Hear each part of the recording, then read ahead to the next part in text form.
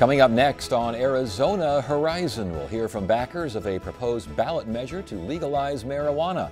Also tonight, a discussion with Rock Arnett, who will soon retire from the East Valley Partnership, and we'll update news from Tucson in another edition of Southern Exposure.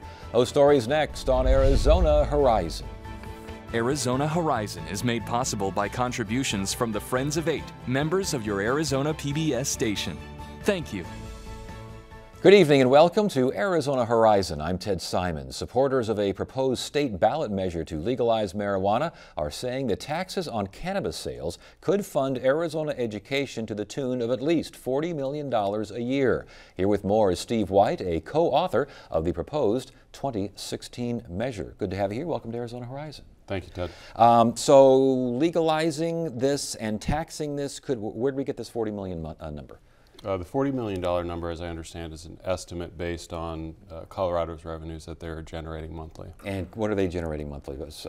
Or yearly, let's say. Okay, so what they've done, what we did to come up with this number is we tried to figure out a usage. You take the usage rate, Arizona compared to Colorado, and compare it to the population. You use the numbers that they're generating, and from that we come up with 80% will be the $40 million. Are you aware of any independent analysis being done here? Because I think folks will hear that you're doing this and you're kind of come up with your own figures here. Anyone doing this independently? Not yet. Not yet. No. As far as the measure, what does the measure call for? What do you want to see voters vote on?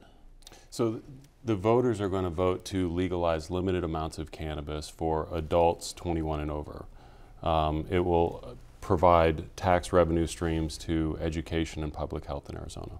And when you're saying limited amounts, what are you talking? 1 ounce up to 6, 1 ounce per person, up to 6 plants grown. Did I get that correct? That is correct. Yeah. And if more than that or different from that, you have to be licensed.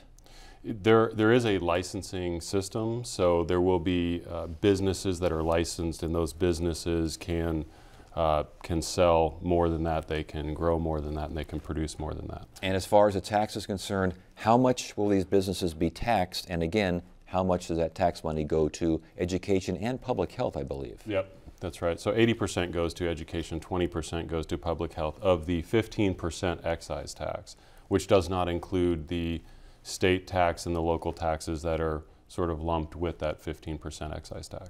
Okay, now as far as the money that goes to education, how is it split K-12 and otherwise? So there's K-12 and then there's all-day kindergarten. Each one splits 40% each of the total tax revenue from the excise tax. All right, and after that we got public health and public health for public health for the remaining 20%. Yes. All right.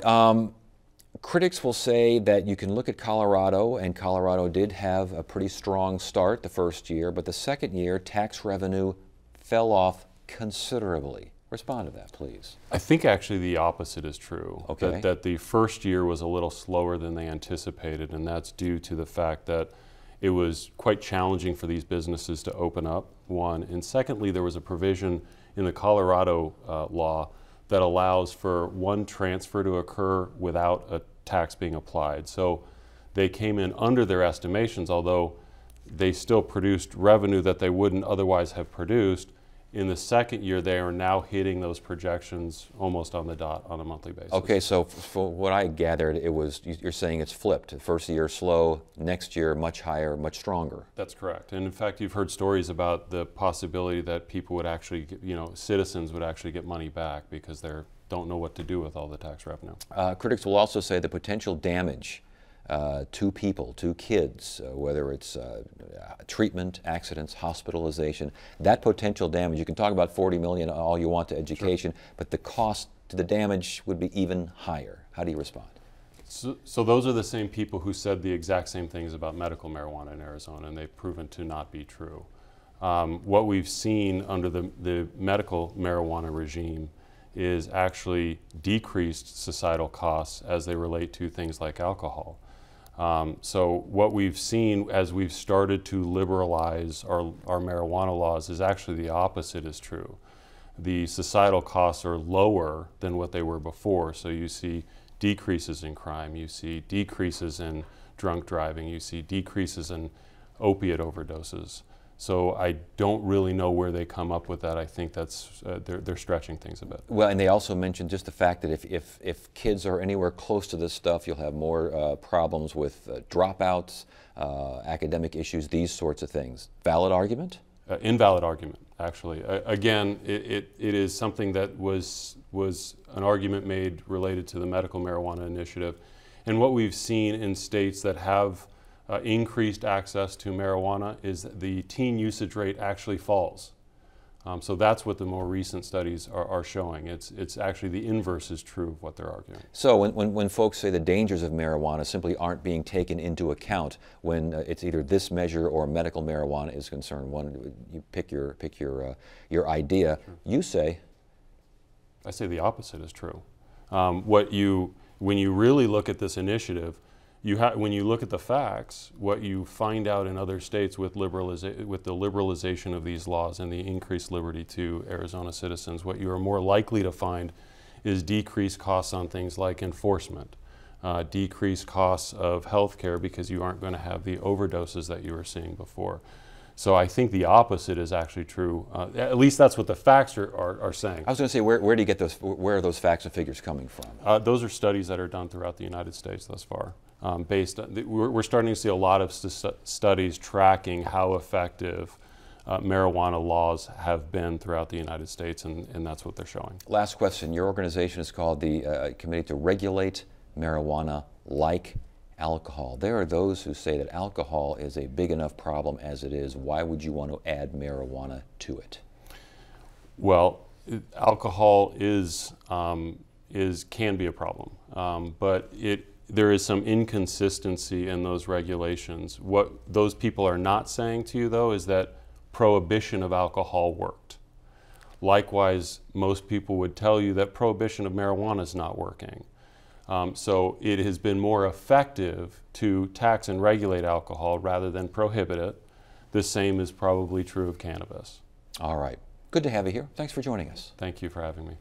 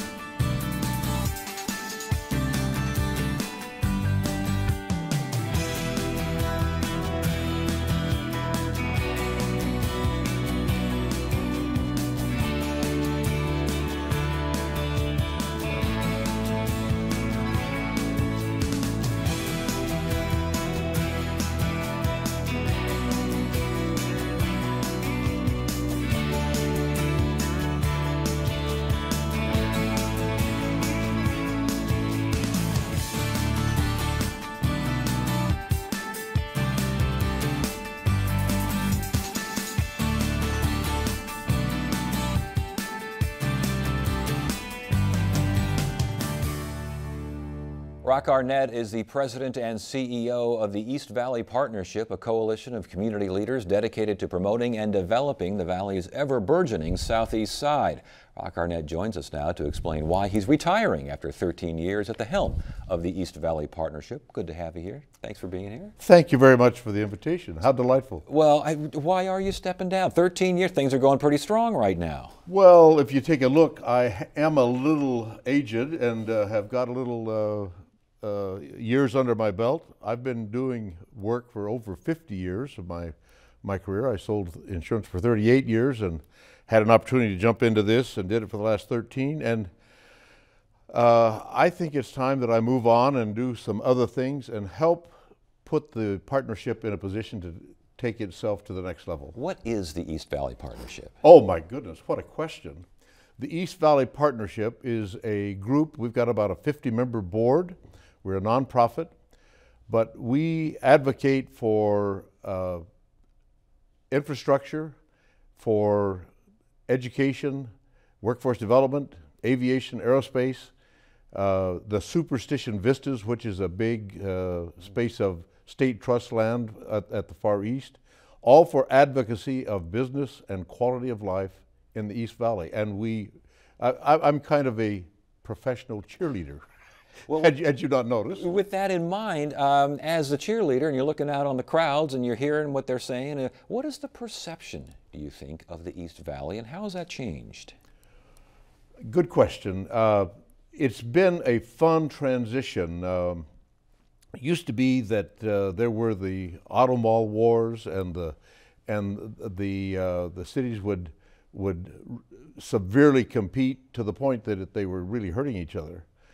In the last 5, 6, 7 years, the cities have come to the point where they still compete. Don't get me wrong, but they do it now in a fashion, in a manner that they are more respectful for each other, and they do it in a manner they don't drive the price up. What's happened is Michael Crow, as the president of ASU, as you know, he tells us the East Valley doesn't know all the assets that are there. They don't, that we don't realize our full potential. And so he's kind of helped us move forward with that kind of initiative. And there are some phenomenal opportunities in the East Valley. So I'm a business, I'm in Iowa, or I'm back in Ohio or something like this, and I'm looking at Arizona, I see you and say, tell me about the East Valley. Why should I move my business there?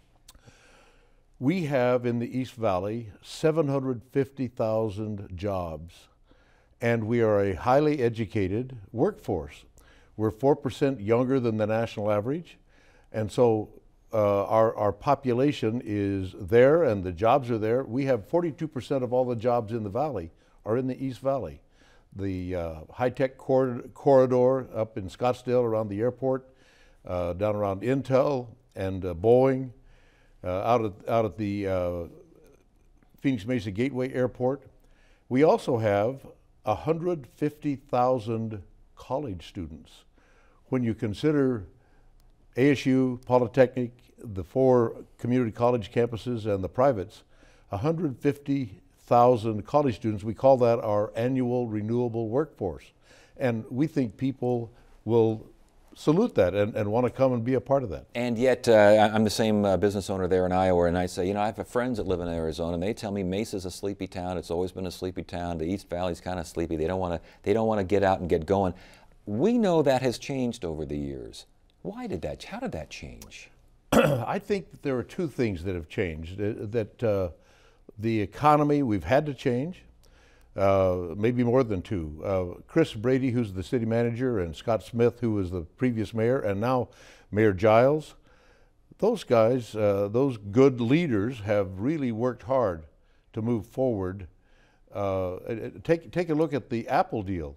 The Apple deal came together because they went and got it, and they were ready to pull the plug, and that's not the sleepy kind of operation that you see anymore. Okay, so what are you most proud of in your time with the East Valley Partnership now, and what was the biggest missed opportunity?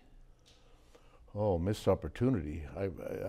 I won't go there. I'll tell you that. That's right, I forgot you're a cheerleader. I'm a cheerleader, yeah, right. Okay.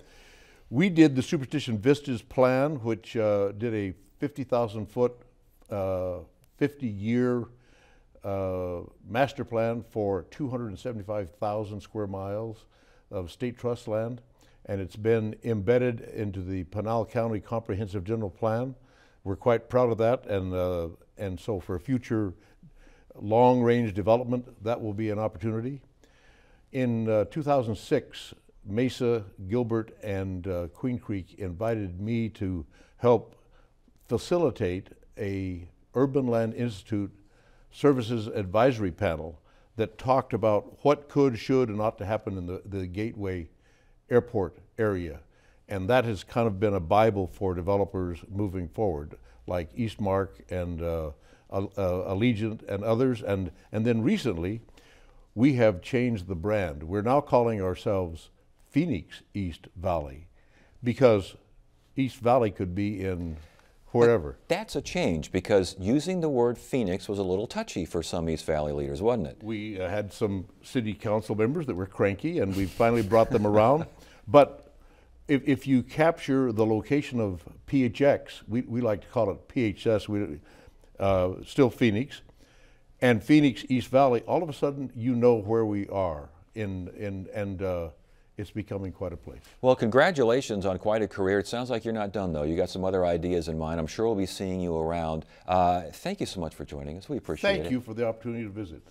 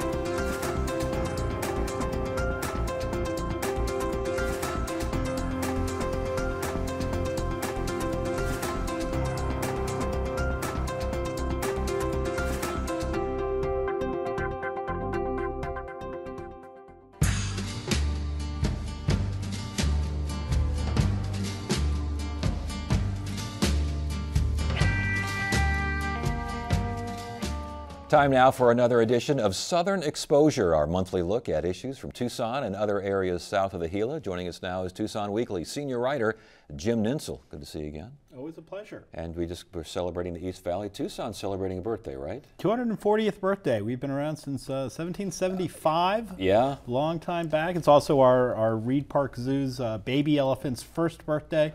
Much cause for celebration down in Tucson. I'm missing out on a lot. All right. Well, you're missing out on that, and I'm sure that's great. But you know that folks aren't celebrating the economy down in Tucson. And we got the consumer confidence report coming out here recently. Maricopa County, everyone's all excited, and but champagne bottles going. Rest of the state, and especially in Tucson, confidence is low, optimism not there. What's going on? I think we generally lag behind the Phoenix area when it comes to rebounding from economic setbacks, as we've been going through in this country, and we have not caught up with where you guys are in terms of opportunities, jobs, and many other things. So there are a lot of concerns down there. Things are not going as well as they are up here. The sequester, I know, is big on the Tucson economy. Does that show the dependence that the region has on government defense spending? Oh, tremendous reliance on that. You know, Davis-Monthan is a huge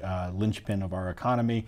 Our biggest private employer is Raytheon, which is doing all right with the missile contracts and all. But we are very dependent on both that, the university as well, and you've seen some pretty serious cutbacks on the universities here in the state over the last few months as well. So a lot of people are still nervous. You know, am I going to have a job next week? And that definitely impinges on your consumer confidence, your willingness to go out and spend a lot of money. I think the report called it a broad-based pessimism. When you're just out and about, do you sense that? I don't so much, but you know, I hang out with the fun-loving crowd, so we're off at Rialto Theater listening to music. All right, well, congratulations. I hope you're not taking the bus. What's going on with the bus strike? Oh, it's a mess. 2 weeks of striking bus drivers down there. So that's a real big problem for many people who depend on the bus to get to and from their jobs. They're having trouble hanging on to it. Another problem with employment there. You know, folks who are on the lower end of the economic scale and need that bus ride to work are not able to keep their job unless they can find some kind of alternative route, and that's not so dependable. The Teamsters are making some very tough demands on the private company that manages the bus system for the city of Tucson, and the city of Tucson has been generous with the bus system. They have continued to fund it, but they've been very reluctant to either raise fares or reorganize routes in some kind of more economic fashion, and so the costs of the bus keep going up. We've added the light rail. That's a big addition in terms of needs for the budget down there. So there are some real problems with finding the money to be able to meet the demands of the striking drivers. Is this issue, and it sounds like there was a chance, from reading up on this, there was a chance late last year to maybe nip this in the bud. That chance came and went. Is there a lack of perception of a lack of leadership maybe on the Tucson City Council? I think, yeah, the Tucson City Council is not the most popular body, although we'll see what happens with the election. Three of the members are up for re-election, facing Republican challengers this year. The mayor skated by without a challenger this go round. So that tells you something, that the opposing parties having trouble getting a candidate to run for mayor tells you something about the organization down there. So broad-based pessimism with the City Council as well. Yes. Yes, very much so. But probably not in trouble, because we still have partisan elections, and there are 3 Democrats for every 2 Republicans in the city of Tucson, so they have a tremendous edge. Real quickly, I know that Pima County filed suit against the state, and this was rejected by the Supreme Court regarding a tax provision in the new budget that would take money out of the counties, all of the counties, but Pima County especially was upset by this. Give us a brief overview of that. Yeah, it's so complicated. It has to do with property taxes. The state had essentially backfilled some of these property taxes, provided a subsidy for property taxes for the school districts, essentially. And what has happened is the Governor Ducey and the lawmakers said we're cutting that off this year, and we're capping it, and so the counties have to come in and fill that in. Counties are saying, you're asking us to tax people in other jurisdictions to fund the Tucson Unified School District and these other people who are paying that tax have no vote in the Tucson Unified School District, so this is taxation without representation. So they went to the state Supreme Court. The state Supreme Court said, go down and start at the Superior Court level, so this is going to drag out for a while. Yeah, I was going to say, they could still, and they will file in Superior Court. Yeah, they have already done that. Gone okay, what is a wallaroo? A wallaroo is evidently a type of kangaroo. It's on the loose. We've got 2 of them loose somewhere in Tucson. Big news in Tucson. The wallaroos are on the loose. We don't know. The last report I heard is the marsupials remain at large. So do we know what these wayward wallaroos were doing? I mean, someone obviously must have been driving along and say, hey, look at that. It's a kangaroo or a wallaroo. I think they've been mistaken as kangaroos, yeah. Definitely. They're very kangaroo-like in their form. And yeah, someone was driving along and saw a kangaroo and reported it to the sheriff's department, and we don't know where they are now. They're loose somewhere on the northwest side where I don't know what happens. A coyote, a wallaroo, who wins that fight? I don't know. From the cartoons I watched, they're very good boxers. Yeah, they are, yeah. and the coyotes don't do very well in competition. Exactly. They can't catch those roadrunners. Were these owned by someone? Did they escape from a home, a zoo? These aren't. What are they doing? Details remain sketchy as to the origin of the wallaroos that are on the loose in Tucson. We don't know. There could be something related to chupacabra, for all I know. Yeah, well, I know. From what I read, again, the guy that has got this 20-acre, he says one of them could still be on the property. He just likes to hide. Yes. So one does not know exactly what's happened to the wallaroos. All right. Bouncing around. What is Colossal Cave Park? Colossal Cave Park, a long-time tourist attraction in Tucson, and it has fallen on hard times. It's owned by the county. It's been managed by a private entity for some time, and they really have not kept up with the times. And so the county is stepping in. They found a new operator. They're going to try to clean it up. It's not like Kartchner Caverns. I mean, that's a gorgeous living cave. The Colossal Cave has had so many tourists tromping through it for so long that it's not nearly on that level. But it was a popular tourist attraction one time. There's a lot of land there. There's a ranch attached to it, and so they're working on trying to find a way to spiff up Colossal Cave Park, and it all came about because there was a lion poached on the grounds by some cowboys that were working at the ranch, and the county had to get involved, and many troubles followed, but they're working towards fixing it up now. All right, my next question, and we're moving here quickly. Who is George Rosenberg? George Rosenberg was a longtime Tucson resident. He was a newspaper man for about 20 years, from the 1940s to the 1960s. Got out of that, got very involved in healthcare. Arizona Theater Company led the drive to rescue that once upon a time before it became a statewide organization. Helped get our Poetry Center underway, the humanities seminars that they teach down there to older, retired people who can take university courses in Tucson, and a whole host of things that he was involved with. Passed away last week at the age of 99. A lot of folks started calling me up and saying, you need to tell people about this guy, because he was involved in so many different things, and he will be very much missed by his family and friends down there, of which there are many. Are there younger George Rosenbergs in the making, or is that the kind of person and the kind of time that has come and gone? Well, it was a very small town when he got there in the Yeah. 1940s, and it really grew while he was there. And I don't think those same kind of opportunities are there where one person can have that kind of influence. But you know, there are certainly people working hard to try to make the place a better place to live. All right. Jim, good to have you here. Always a pleasure. Thanks for being here. Friday on Arizona Horizon, it's the Journalists Roundtable. We'll look at how the Corporation Commission handled a request by APS to increase fees for rooftop solar, and we'll discuss efforts to rebrand Arizona. Those stories and more on the Journalists Roundtable. That is it for now. I'm Ted Simons. Thank you so much for joining us. You have a great evening.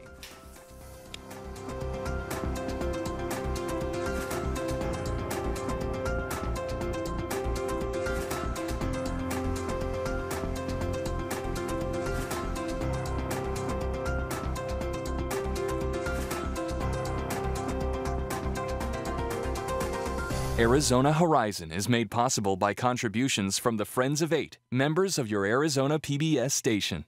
Thank you.